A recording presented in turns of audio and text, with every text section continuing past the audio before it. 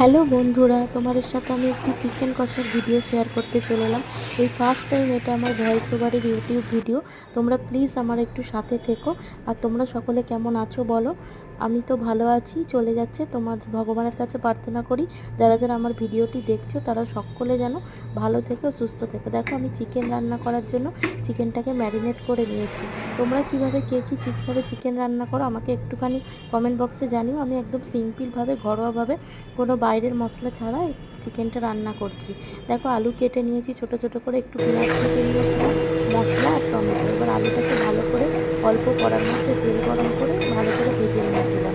যেরকম আলুটাকে ভেজে নিয়েছি লাল লাল করে, তারপরে দেখো একটুখানি সামান্য গোটা গরম মশলা দিয়েছি, অল্প একটু দারুচিনি, এলাচ, তেজপাতা আর একটু সামান্য চিনি দিয়েছি। চিনিটা জানি না তোমরা কেউ পছন্দ করো কিনা, আমি প্রতিটা রান্নায় একটু চিনি দিই, ভালো লাগে কোনো কালার আসার জন্য।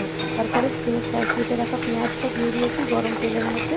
ওই তেলটার মধ্যে দিয়ে পেঁয়াজটাকে ভালো করে লাল লাল করে ভাজছি। এবং তারপর দেখো টমেটোটা দিয়ে দিয়েছি, সামান্য অল্প টমেটো দিয়েছি, কারণ টক দই ছিল, বেশি দিলে আবার টক হয়ে যাওয়ার সম্ভাবনা থাকে। তারপরে এই যে আদা রসুন বাটাটা ছিল, অল্প জিরে দিয়েছিলাম, ওটাকে বেটে একটুখানি কষাচ্ছিলাম। তারপরে দেখো ম্যারিনেট করা যে চিকেনটা ছিল 600 গ্রাম মতো নিয়েছে আমি এখানে, পরিমাণটা তোমরা চাইলে কম বেশি নিতে পারো। তো সেই ম্যারিনেট করা চিকেনটা দিয়ে দিয়েছি। আর আমি এখানে কিন্তু কোনো বাইরের মশলা অ্যাড করিনি, একদম ঘরোয়াভাবে করেছি, সিম্পলভাবে, কারণ এখন ওয়েদারটা খারাপ, সকলের শরীর খারাপ করছে, বাইরের মশলা তাই অ্যাড করিনি। আর দেখো চিকেনটা হয়ে এসছে, তেল ছেড়ে এসছে। আমি এবার একটু হালকা গরম জল করে এর মধ্যে দিয়ে দিয়েছি, কারণ এত কষা চিকেন তো খাওয়া যাবে না ভাত বা রুটির সাথে, এই জন্য অল্প অল্প জল দিয়ে দিয়েছি। তো যারা যারা ভিডিওটি দেখছো একটু প্লিজ লাইক, কমেন্ট আর সাবস্ক্রাইব করে দিও। অনেক অনেক ভালোবাসা তোমার।